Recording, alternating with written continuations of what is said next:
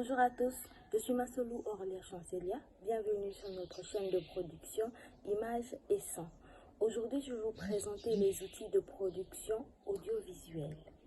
Je vais vous les présenter sous forme de cubes. En première position, nous avons la lumière.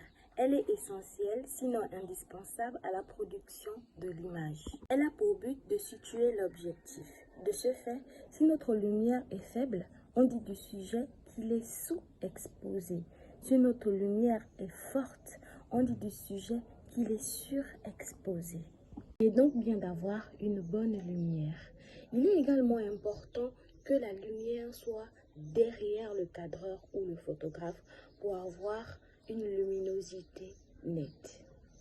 En deuxième position, nous avons le point ou encore le focus. Le focus, c'est la netteté, c'est le caractère net de l'image. Tout comme la lumière, le focus peut également être automatisé. En troisième partie, nous avons les angles. Il existe 3 angles de prise de vue, dont le premier est l'angle dit à hauteur du sujet. Dans cet angle, la caméra est placée à la hauteur des yeux du sujet. Numéro 2, l'angle dit en plongée. Ma caméra est placée au-dessus de mon sujet. Numéro 3, l'angle dit en contre-plongée. Dans cet angle, ma caméra est placée en dessous de la poitrine de mon sujet. Dans la production audiovisuelle, chaque angle de prise de vue a une signification.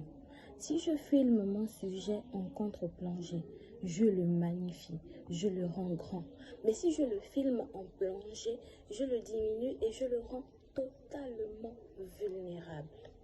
Par contre, si je place ma caméra à hauteur du sujet, j'établis une relation d'égalité entre l'acteur et le téléspectateur.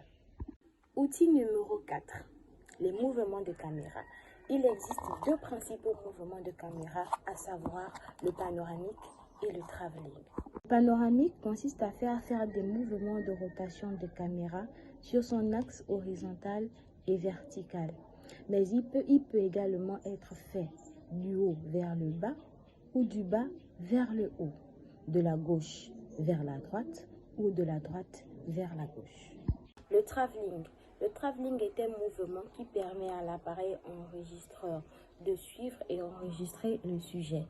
Il peut être latéral, avant ou arrière, mais il est également possible de combiner plusieurs mouvements de caméra. Comme 5e outil, nous avons le cadrage. Le cadrage permet de situer le sujet et l'image pour avoir une meilleure prise de vue.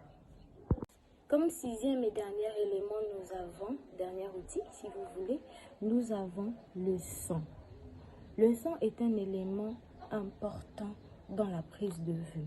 Beaucoup prétendent qu'il vaut mieux avoir une image moyenne et un très bon son au lieu d'avoir une très bonne image et un mauvais son. Il existe 2 types de sons. Il y a le son enregistré et il y a le son d'origine, ou encore le son direct. Nous vous remercions, je vous remercie d'avoir suivi avec moi la présentation des différents outils dans la production audiovisuelle. Merci de liker, merci de vous abonner et merci de me suivre. Passez une très bonne journée. Au revoir.